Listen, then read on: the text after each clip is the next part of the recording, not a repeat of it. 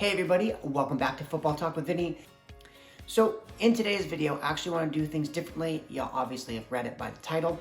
Instead of recapping the games, because that takes 30 to 40 minutes, I'm going to try to do something differently just to get shorter videos. So I'm just going to do a weekly power rankings. This way, as I go over each team in the power rankings, I can go over maybe some key points of the game that they just played. Really anything that I think that is important. So with that being said, let's get right into the video. Hopefully this one won't be as long as the previous ones.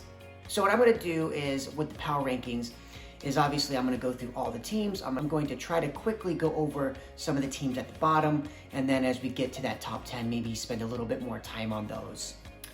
So let's start it off with the 32nd team on the list I have as the Detroit Lions.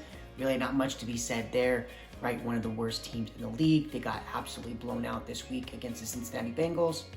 Just a team in complete rebuild mode. Next would be the 31st team. I'm going to put the Houston Texans there. After their week 1 victory, actually, over the Jacksonville Jaguars, they have looked like probably on par with the Lions, if not worse, as the worst team in the league. So for the 30th team, I'm going to make them the New York Giants. This one, I think it's more so due to injuries than it is actual talent. You know, they've gotten so many injuries, especially in the offensive side of the ball, with Sterling Shepard missing some weeks. Kadarius Toney actually went out this game. You had Evan Ingram not play a couple games. Daniel Jones was banged up in the Cowboys game. Saquon obviously is going to miss about 3 or 4 weeks. It's just really unfortunate, but you know, injuries are a part of the game. So with that being said, I'm going to have the Giants as 30. 29, I'm going to go the Jets. This is really, again, bad team. Obviously, they had a bye week, so they didn't get to play this week. So at 1-4, they're better than the teams, or at least record-wise, that are below them. But if the Giants were fully healthy, I would absolutely take them over the Jets. But again, injuries are a part of the game, so that's why I'm ranking the Jets above them.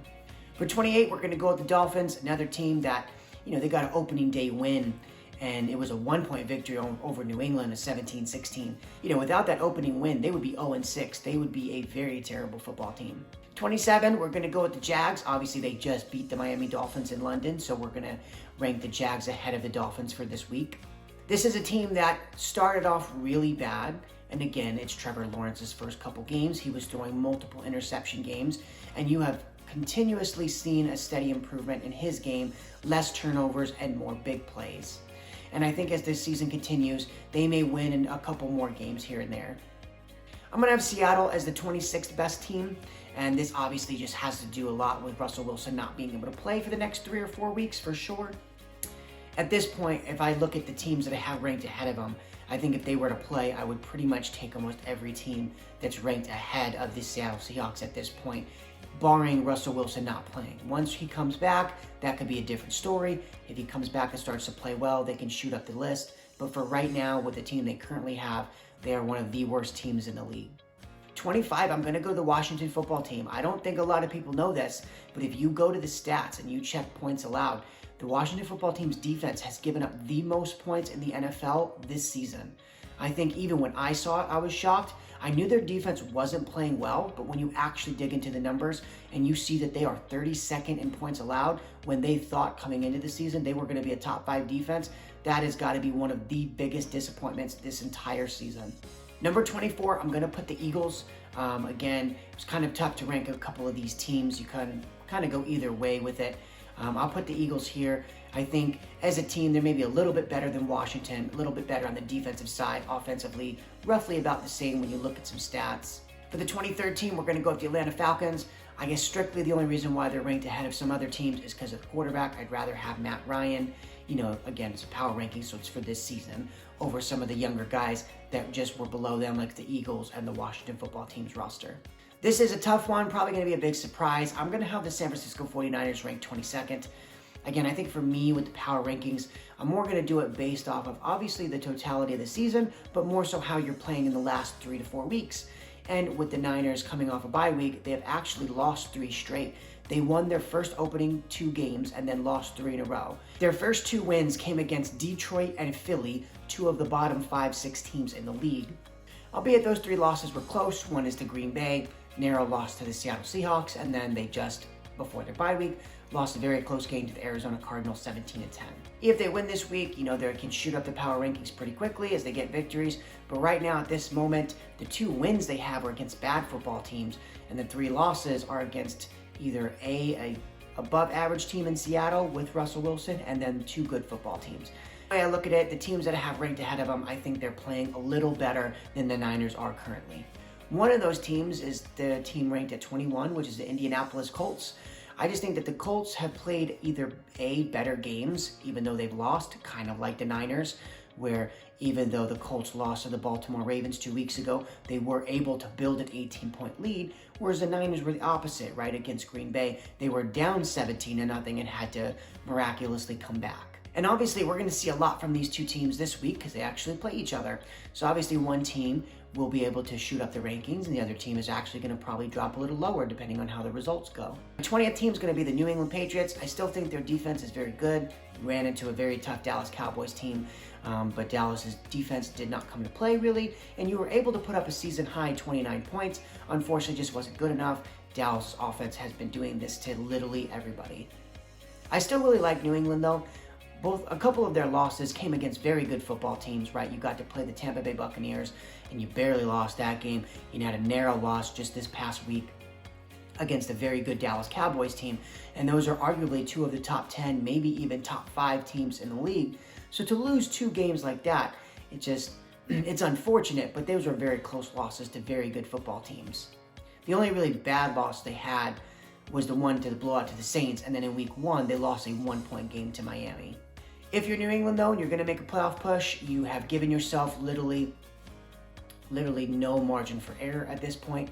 At 2-4, you're going to have to start stacking some wins if you're going to even give yourself a chance at the playoffs.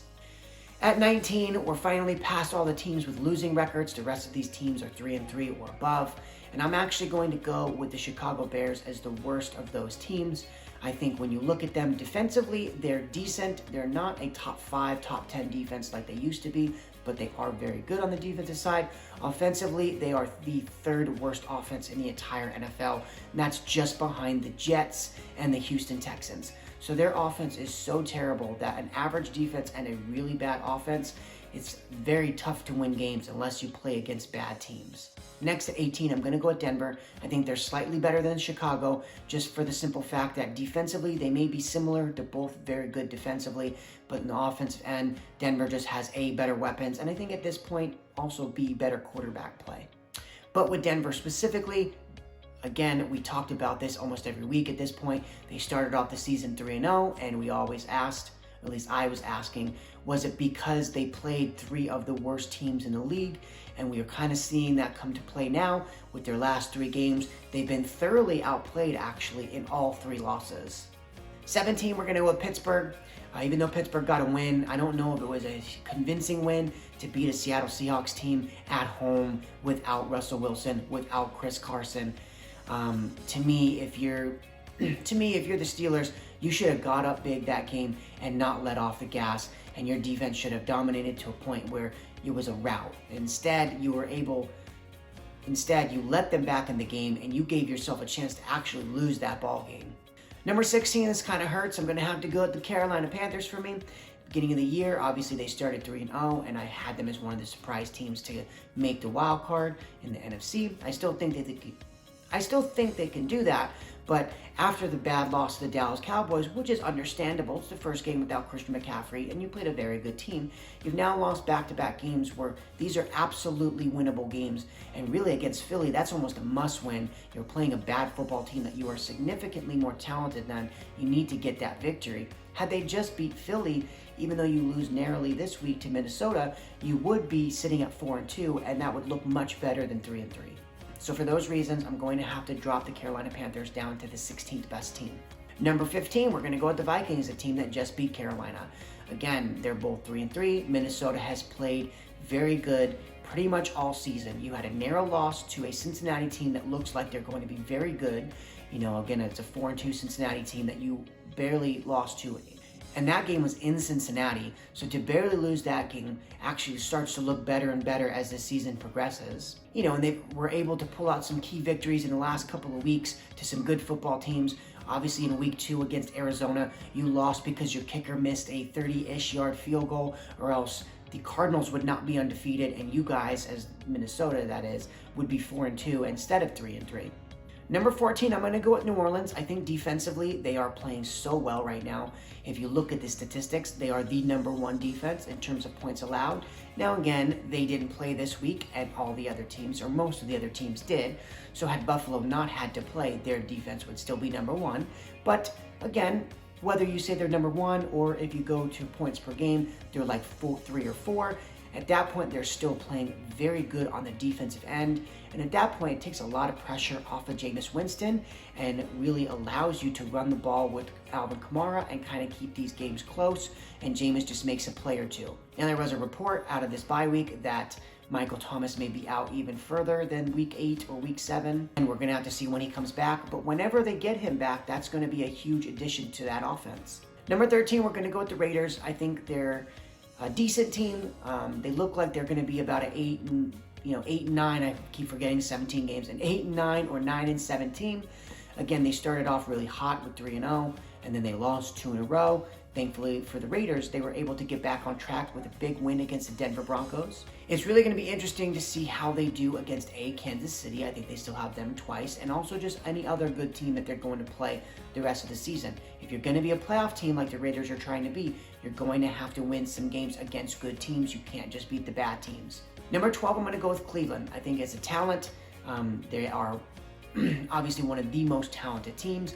They're dealing with a lot of injuries right now, especially at the running back position, with both of their backs probably questionable for this Thursday night game.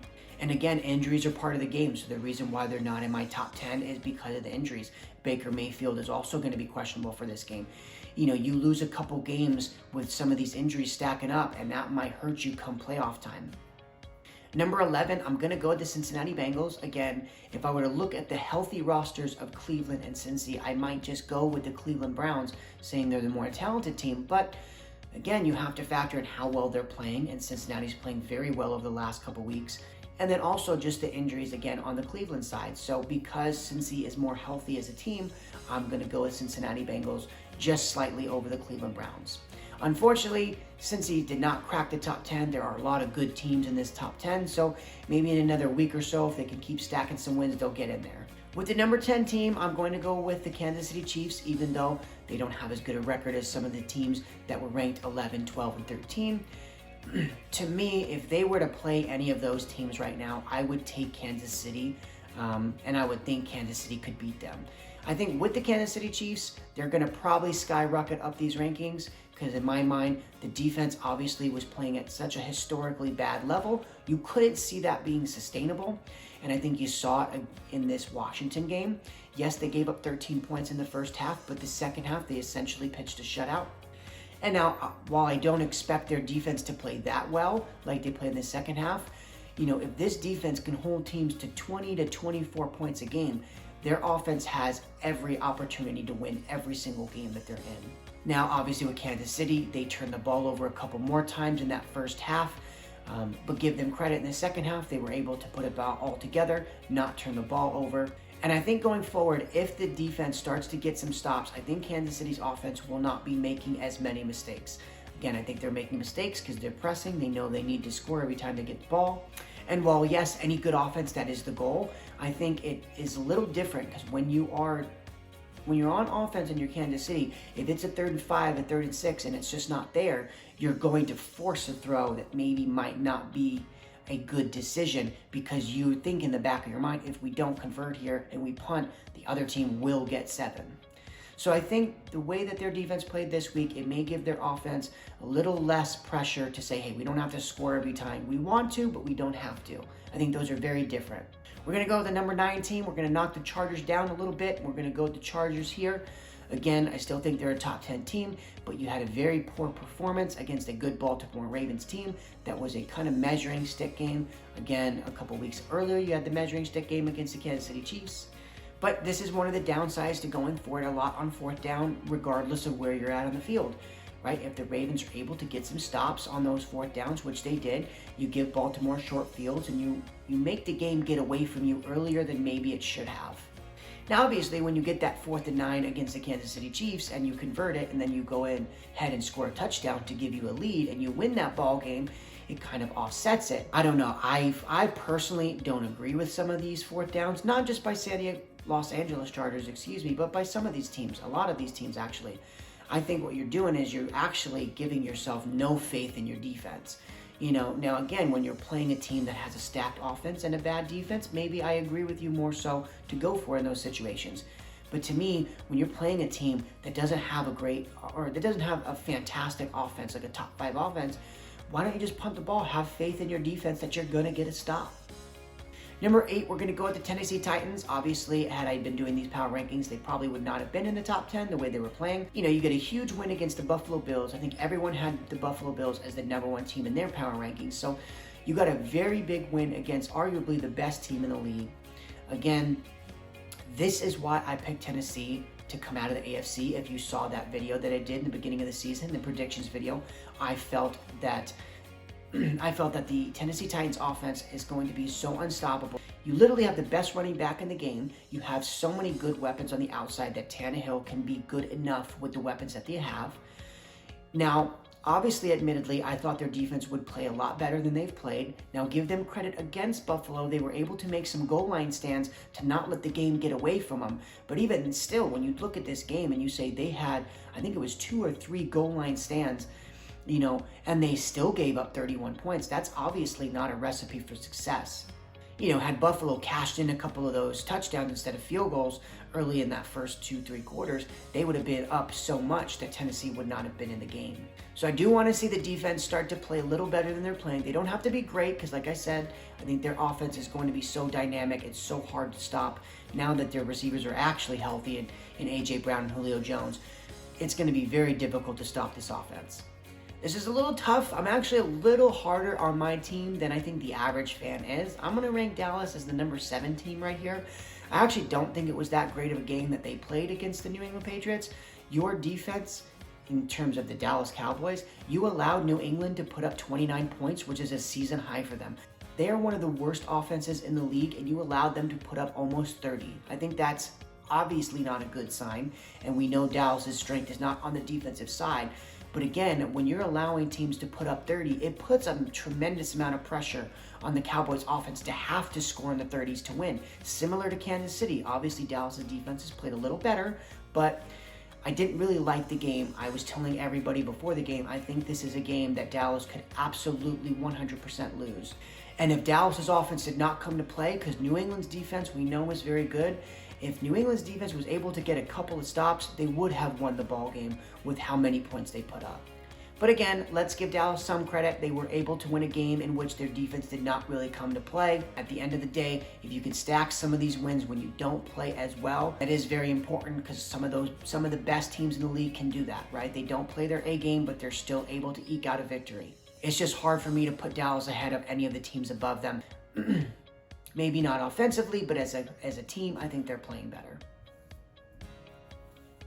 And we'll go straight into it with the number 6 team as the Green Bay Packers. I think obviously in a game where it wasn't really that impressive, beating the Chicago team that I think again is very, very terrible on the offensive end, but good defensively. You were able to put up 24 points on a good Chicago Bears defense, so you give credit on the offensive side, obviously with how good Aaron Rodgers is and Davante Adams. It's hard to stop even if you know it's coming. I think with the Green Bay, the reason why I have them ranked ahead is because they have a lot of injuries. Guys like David Bakhtiari hasn't played yet. Jair Alexander is going to be out for a couple of weeks. With those 2 players alone, that's a top 5 corner and a top 5 left tackle. Adding that to a roster that's already a 5-1 team and playing very well, that is a scary thought. Number 5, so the teams to crack the top 5, I'm going to go number 5 as the Baltimore Ravens. I think the reason why I don't have them higher, even though their wins are very impressive, is the injuries. They're having Lamar Jackson have to do everything on the offensive side of the ball. And while he is doing that, which is great, eventually I think that will catch up to a good team. You're eventually going to play teams that will be able to limit Lamar Jackson a little bit. Again, he is a front runner for the MVP, so you're not going to stop him, but you're going to limit him a little bit. And again, your defense is going to have to come to play. Now, with that being said, give them credit. Their defense absolutely came to play this week, specifically against the Chargers. But again, they're very up and down, especially on the defensive side. One week you dominate the Chargers, but the week before you allowed the Colts to go up and down the field on you and had built a 19-point lead in 3 quarters. So I think with how great their offense is, we just need to see a little bit more consistency from their defense to move them up the rankings. But still, at number 5, that is very good. Number 4, we're going to go with the Tampa Bay Buccaneers. Again, they're just kind of rolling through teams at this point. Defensively, they started to play a little better over the last couple of weeks. Offensively, we already know they're a top 5 offense. See, the reason why I have them ranked 4 is because A, one of the teams ranked ahead of them has already beaten them, and also just I think the way some of these teams, other 2 teams have played, they deserve to be ranked ahead of the Bucs. With that being said, we'll get into the number 3 team. It's going to be the Los Angeles Rams. Now, obviously, we have them ranked ahead of the Bucs because they did beat the Bucs. I just don't have them ahead of the 2 teams above them because, again, A, one of the teams had actually beaten them in the Arizona Cardinals, and just the other team is playing, I think, better if you look at the totality of the season and look at their points scored, points against, and just where they rank in terms of statistics. Now, again, I think the Rams are a very good team. I think they have one of the top 2 best rosters in the entire NFL if you look at offensively and defensively as a total package. And to me, there's really only one team I think that has a more talented roster than the Los Angeles Rams, and I'll get to them in a minute. But with this Los Angeles Rams team, you have a great offense, you have a great quarterback now in Matthew Stafford. Your defense is starting to come back to life. Again, they've been struggling over the past couple of weeks defensively. This week, they were able to shut out a Giants offense that, understandably has been banged up a lot. So it doesn't say it a whole lot, but again, if they can get back to playing that good defense like they played last year, the entire year, this team is going to be very scary come postseason time. Now, I have the number 2 team is going to be the Arizona Cardinals. Again, if you look at their points scored and their points against, they are the number 2 team in the league, which is why I have them here. I just can't have them ranked ahead of the first team. I think it's going to be controversial, but we already know what that team is at this point. But with Arizona, I think defensively, they struggle at times when they play some good offenses. They struggle. Offensively, they have so many good players that they haven't really struggled in any game. Really, I guess the game against the Niners, which they have a very good front 7, I think really no other team can do what the Niners can do on the front end. Maybe Washington. So, they were able to do some things to Kyler Murray that no other team can do from a defensive line perspective. I don't really see another team, especially some of these top teams where they're kind of built on the offensive side, being able to stop Arizona. You have so many weapons. Kyler Murray is a special player. Again, being ranked 2, I think going into the season, nobody thought Arizona would be as good as they are, so you definitely have to take that. I obviously don't have them as my number 1 team, so the controversy here is I have the Buffalo Bills still as the best team in the league. I understand they're coming off a loss, but like we talked about when I talked about Tennessee, this is a game where, again, you give credit to the Tennessee Titans for making some goal line stands, but again, if Buffalo converts a couple of those touchdowns, they start to blow out the Tennessee Titans, and the Titans are not even in the game. Even though the Titans scored 30-plus points, they might have still lost by double digits. And again, even in a game where they were able, the Tennessee Titans that is, they were able to get some goal line stands, Buffalo still had a chance to win that game down the stretch. They convert that 4th and 1. They're probably almost guaranteed to get in the end zone with 4 more downs at it. Again, I think personally, that's another decision that I don't like. Even though Josh Allen's a fantastic quarterback, you have a fantastic offense, I like just kicking it there. Just tie the ball game up. It's 4th down. Just tie it up. They're obviously not going to score. There was about 30-ish seconds left, so I don't think you're afraid of Tennessee scoring in 30 seconds. Play for overtime, right? Again, you have a top 5 defense with a top 5 offense. You're essentially, I don't know, this could be just me, but you're essentially saying, I have no faith in my defense to get a stop in overtime, so I'm going to try to win it right here. To me, the only time it makes sense is when you're playing a team like Kansas City, right? They have a poor defense. They have a fantastic explosive offense. If I was Buffalo and I was playing Kansas City, I would absolutely 100% go for it. But you have a top-ranked defense in your own right. Just kick the field goal. Just play for overtime. If you win the flip, you're probably just going to win the game right there because you're going to score. And even if Tennessee wins the flip, you just need your defense to not give up a touchdown on the opening possession, and you have a chance.